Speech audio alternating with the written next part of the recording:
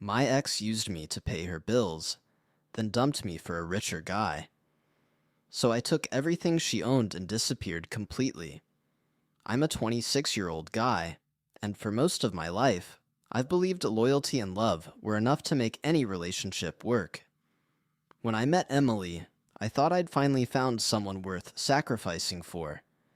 She was effortlessly charming, had this sarcastic humor that made everyone around her laugh, and she carried this kind of vulnerability that made me want to protect her. There was something about the way she admitted she was always struggling financially, but still had dreams of traveling and building her life that pulled me in. I wanted to be the guy who made those dreams possible. We moved in together pretty quickly. Rent, utilities, groceries, all of it somehow fell on me. If her car broke down, I was there. If she needed a last-minute loan to cover her phone bill, I was there. I'd stay up late after work, calculator open, figuring out how I could stretch my paycheck so we could both get by. At the time, I didn't even think about it as a burden. In my head, this was love, patience, support, showing up no matter what. I kept telling myself, if I really love her, I can handle it. Some of my friends started noticing the imbalance. "Man, she's taking advantage of you," one of them said, after another round of me covering a medical bill she forgot to pay. I'd laugh it off nervously, insisting I just wanted to help. They gave me those looks, the ones that say, "Wake up before it's too late." But I didn't see the warning signs yet. Evenings were our best time. We'd sit on the couch, share a bottle of cheap wine, and she'd talk about her day, her dreams, the things she couldn't afford but wanted so badly. I felt proud. I thought I was doing the right thing, being the perfect boyfriend. Every sacrifice felt like proof of my love. Every sleepless night balancing her bills felt like a badge I wore proudly. I had no idea that this devotion, this so-called loyalty, would one day be the very thing that made me blind. I just thought, this is what love was supposed to feel like, giving everything and asking for nothing. Things started to feel a little off, though I didn't want to admit it. Emily began asking for more, but never in a way that felt manipulative at first. "Hey, could you cover the water bill this month? My paycheck got delayed," she'd say, eyes wide, like she was apologizing for even asking.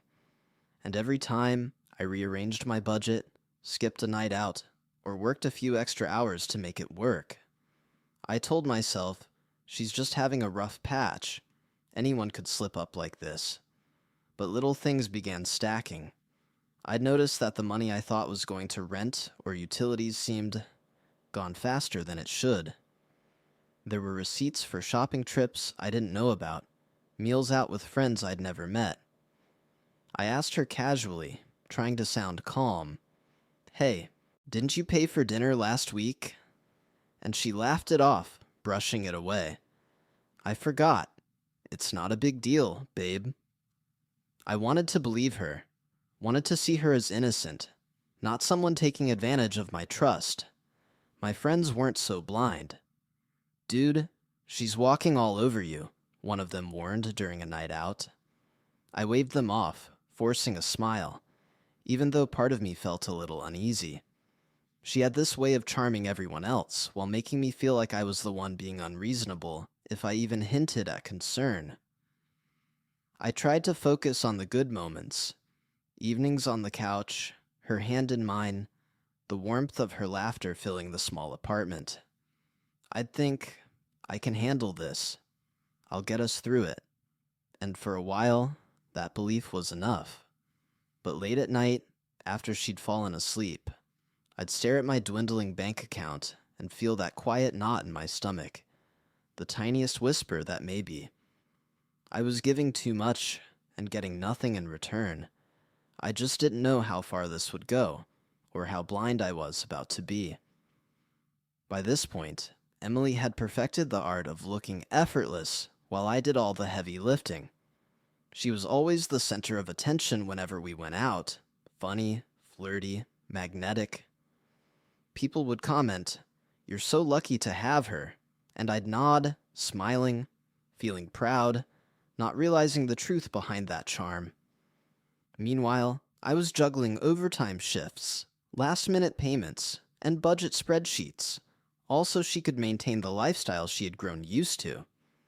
She'd talk about weekend trips she wanted to take, new clothes she needed, or events with friends that were always just out of reach financially, and I'd figure out a way to cover it. I told myself this was normal in relationships. Love meant giving. The first real cracks appeared in little ways. She'd text me constantly during work, asking for transfers, Venmo payments, or even gas money, always apologizing, always pleading, and I always said yes. She'd laugh off my exhaustion, saying, "You're too serious, babe. You worry too much." And I'd smile, thinking she was right. I wanted to see her as struggling, not manipulative. My friends' comments were growing louder in my mind now.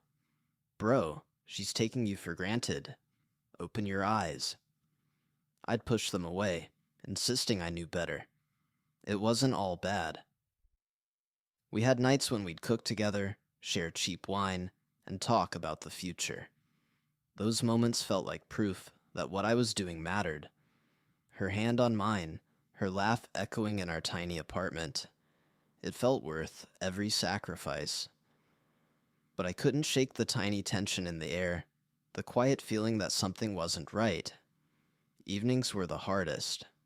I'd sit at the kitchen table, staring at bills and receipts, hearing her laugh in the living room, and wonder if she even noticed how much I was giving. It was exhausting, but I convinced myself that as long as I loved her, it was. All okay? I didn't know then that the very devotion I was proud of would eventually blind me to the betrayal lurking just around the corner. Things started to shift in ways I didn't notice at first. Emily grew protective over her phone, always moving it out of sight when I walked into the room. Her laughter suddenly a little too hushed when a message popped up. I tried not to think too much of it, chalking it up to privacy, telling myself, everyone deserves a little space. But a small knot of doubt began to form in my chest. She also started making excuses for tiny things. "I left the lights on, sorry. I was rushing." Or forgetting to contribute her share to groceries and bills. And every time I reminded her, she'd smile, roll her eyes playfully, and say, "You worry too much? Relax, babe."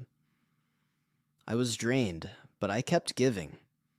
The emotional labor, listening to her rants, calming her anxieties, smoothing over her conflicts with friends, felt like part of the job. And the financial burden, I just accepted it as another expression of love. If I truly care about her, I'll make sure she's taken care of, I thought. It never occurred to me that this care was being exploited. My friends were insistent now. "Dude, seriously, she's using you," one said over beers, pointing at me like I was oblivious. I forced a laugh, deflecting, embarrassed, unwilling to see the truth in their words. After all, she was sweet, funny, and charming, and those small moments of tenderness convinced me I wasn't being taken advantage of. Evenings in our apartment were starting to feel heavy. I'd watch her scroll endlessly on her phone, smiling at something I couldn't see, while I sorted bills and worked on my laptop. The air smelled faintly of leftover takeout, and I could hear the hum of the fridge, a quiet reminder of the world moving around us while I carried the weight of our lives on my shoulders. I told myself I was strong, that love meant patience, but deep down, there was a growing unease I couldn't shake, a whisper that maybe, just maybe, this wasn't the fairy tale I had thought it was. It hit me slowly at first, little inconsistencies that didn't make sense. I'd notice receipts for dinners or online orders she never mentioned. One night, I stumbled across a confirmation email for a pricey pair of shoes she'd bought while claiming her paycheck was delayed. I didn't say anything immediately. I just stared at the screen, feeling my stomach twist, hoping there was some innocent explanation. When I asked her casually the next morning, she shrugged and laughed it off. "I forgot to tell you, babe. It's no big deal," she said, twirling a strand of hair around her finger. Her laughter should have set off alarms, but I wanted to believe her.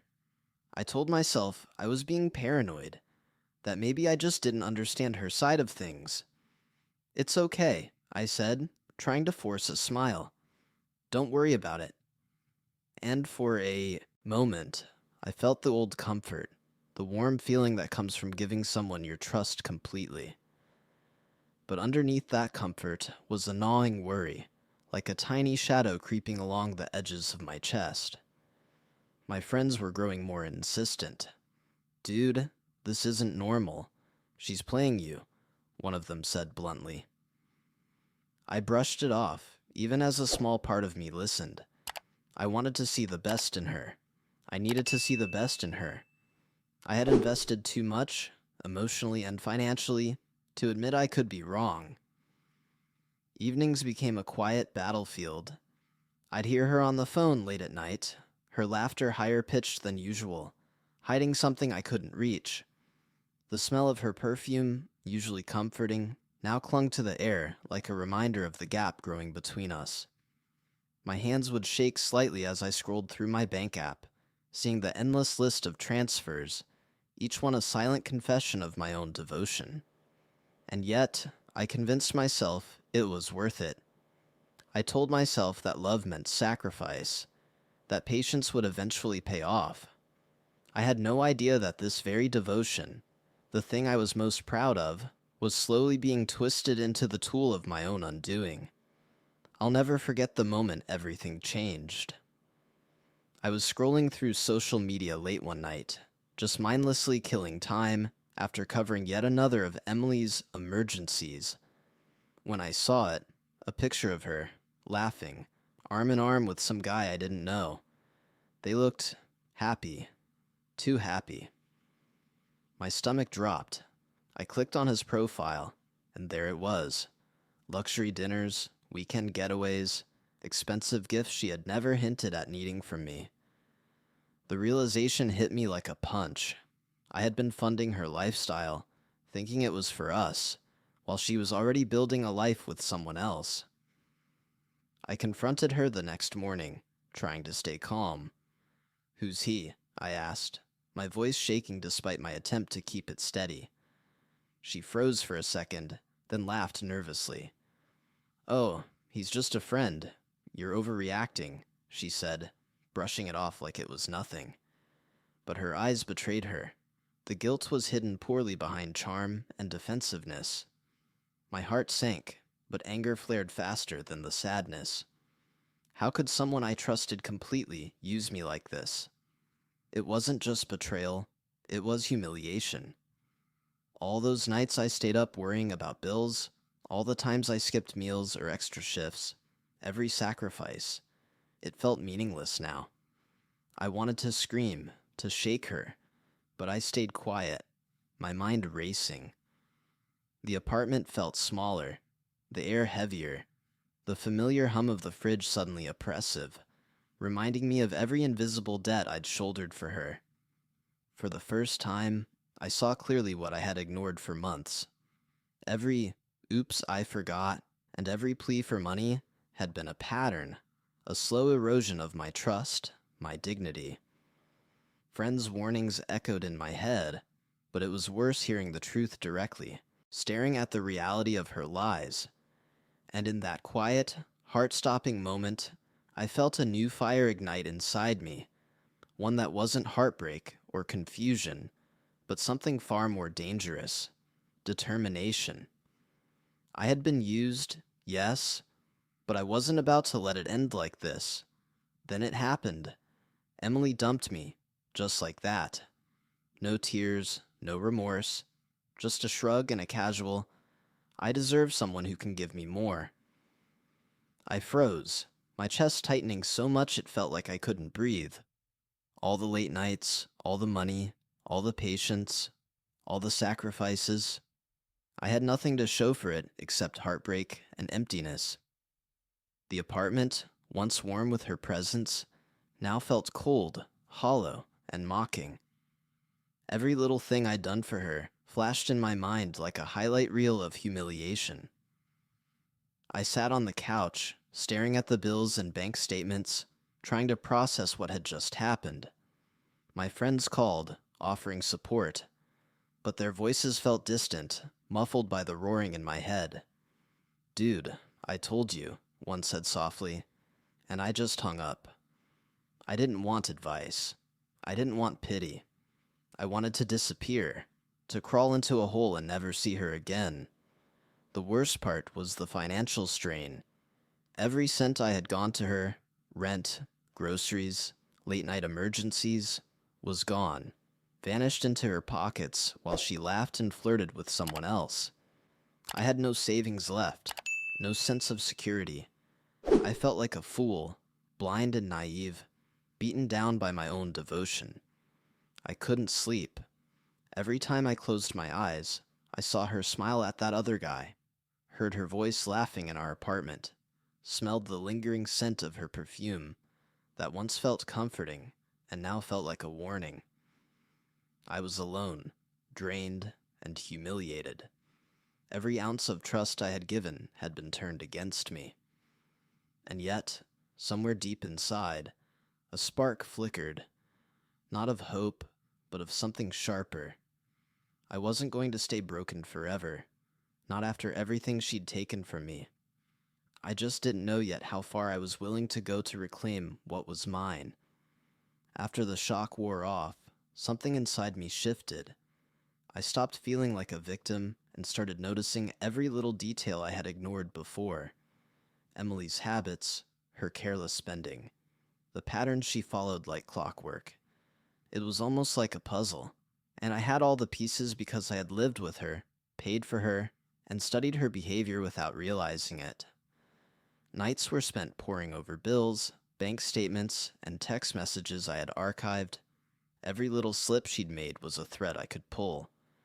I felt a cold clarity settling over me, the clarity of someone who had been used but refused to stay powerless. I began to make a plan. Not out of malice, at least not at first. This was about reclaiming what was mine. I started with small things, tracking her accounts, noting shared passwords, remembering which services I'd set up for her, and how they were linked to me. I made lists, wrote down patterns, and calculated exactly how much of my money had gone into her lifestyle. The more I counted, the angrier I got. But it wasn't blind rage. It was focused, like a fire refining itself into a tool. Friends noticed the change. "You okay, man?" one asked, seeing me quieter, more deliberate. I just smiled faintly and said nothing. I didn't want anyone interfering. This was mine to handle. The apartment felt different now, too. The air, once heavy with betrayal, seemed charged with possibility.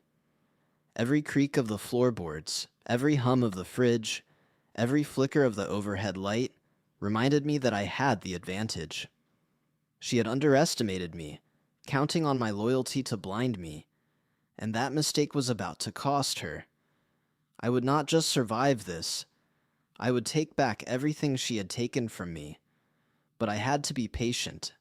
Every move had to be precise, calculated, and invisible until the moment of reckoning.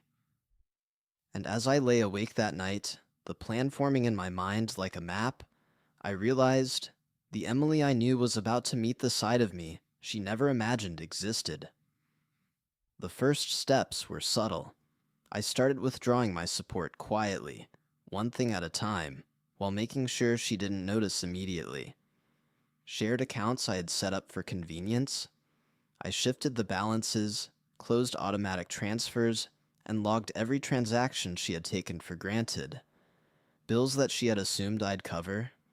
I let them go unpaid for a moment, watching her scramble just enough to panic, but not enough to figure out what I was doing. It was precise, almost surgical. Emily started to notice little things. "Why didn't you pay the water bill?" she asked one morning, her tone sharp for the first time. I smiled calmly and said, "I thought you had it covered this month," letting the implication hang in the air. Her eyes narrowed, searching mine for a hint of softness, but there was none. For the first time, I wasn't bending under her charm. The real thrill, though, was watching her unravel without even knowing why. Every habit she had relied on, me being there, me paying, me sacrificing, was suddenly gone. She was panicked, frantic, and I could see the confusion behind her confident smile. I remembered every little thing she'd taken for granted, every joke at my expense, every oops that had been anything but. And the best part? She still thought I was the same guy, oblivious to what was happening. She didn't suspect that the quiet, calculating guy she had ignored was now orchestrating the slow collapse of her little world. Every frantic text, every phone call, every pleading word she sent my way only fueled the cold satisfaction inside me. I wasn't cruel, I was meticulous. Every action had a purpose. Every moment she panicked, I remembered that it was built on years of lies and manipulation. And in that quiet apartment, the air heavy with the tension of impending reckoning, I realized I had finally gained the control I had been robbed of for so long. It all came to a head one Saturday afternoon. I called Emily over under the pretense of talking things out, acting calm, collected, and almost friendly. When she arrived, she didn't suspect a thing. Her confidence was still there. That same charming smile she'd worn for months, oblivious to the storm about to hit. I motioned for her to sit, poured 2 coffees, and waited. Silence stretched just long enough for her to feel uncomfortable. Then I started. "Emily, we need to talk about everything," I said softly, letting the weight of my tone settle. Her eyes flicked to my laptop on the table, then to the stack of papers I'd meticulously prepared. A complete record of every transaction, every bill, every little thing I had paid for her. "I know exactly what you've been doing," I continued, my voice steady. "All the dinners, the trips, the luxuries. You didn't earn any of it. You took it from me, and you lied about it the entire time." Her confident facade cracked almost instantly. What are you talking about?" she stammered, voice rising in panic. I laid it all out calmly, showing her the numbers, the receipts, the patterns she thought I'd never notice. Each revelation was a blow. I could see her heart racing, eyes widening in disbelief. "You really thought you could manipulate me forever?" I asked quietly. "Every little thing I gave you, every sacrifice, it's all coming back. You won't have a thing anymore." She tried to argue, to laugh it off, but there was no escape. The tables had turned completely. The apartment, once hers to dominate, felt like a courtroom, and I was both judge and jury. I didn't yell. I didn't scream. I just let the truth land, heavy and undeniable, and watched her crumble under the weight of her own lies. And in that moment, I felt something I hadn't in months: power, control, and the quiet satisfaction of reclaiming what had been stolen from me. After that confrontation, Emily was silent. The confident, flirty girl I had loved was gone, replaced by someone panicked, unsure, and utterly exposed. I watched her retreat to her apartment, or rather, the one she still had left of it, realizing that all the little luxuries I had paid for, all the financial scaffolding I had built around her, had evaporated. I didn't gloat. I didn't need to. The devastation on her face said it all. Friends and family eventually heard bits of the story. I kept most of it to myself, but enough slipped out that people started treating me differently, not with pity, but with respect. "You finally stood up for yourself," one friend said. And for the first time in months, I felt the weight of my own worth returning. I hadn't just survived the betrayal, I had reclaimed my life, my dignity, and my financial security. I spent the following weeks quietly reorganizing my finances, repairing the damage she had left behind. Bills were paid, accounts balanced, and slowly, the sense of freedom grew heavier than any lingering anger. It was strange, realizing that empowerment doesn't always scream. It sometimes comes in quiet victories, in knowing you are no longer beholden to someone who used you. And yet, there was a small, ironic pleasure that I didn't deny. The guy she had left me for, he had no idea how fragile the world she had built around him was. No idea that I had just dismantled everything she had relied on me to maintain. It was poetic, almost too perfect. The lessons lingered. Trust wisely, love cautiously, and never let someone else's charm blind you to the truth. I had learned the hard way, but I had learned it fully. Still, even with everything reclaimed, a quiet part of me wondered how long it would take her to fully realize the consequences of her choices. And in that thought, I found closure and a strange, satisfying peace. Months passed, and life began to feel normal again, maybe even better than normal. I wasn't constantly stressed about bills, emergencies, or wondering if I was being used. My apartment smelled clean, the fridge hummed normally, and there was a quiet peace I hadn't realized I'd been missing for years. Every little corner of my life that had been shadowed by Emily's manipulation felt lighter now, freer. I could finally breathe without guilt, without the constant weight of someone else's irresponsibility hanging over me.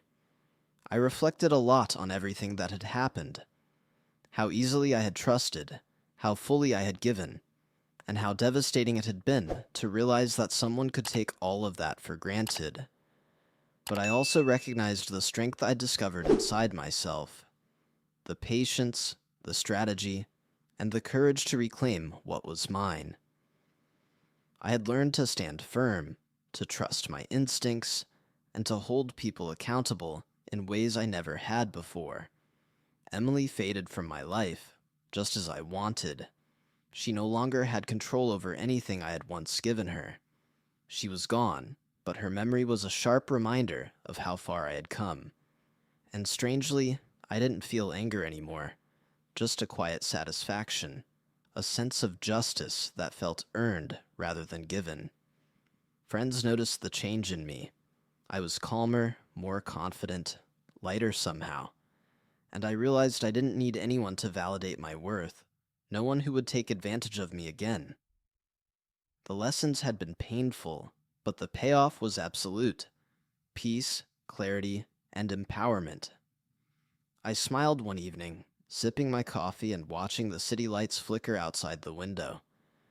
I had survived, I had fought back, and I had won. The betrayal that had once left me shattered had transformed into the story of my resilience, and for the first time in a long time, I truly felt free.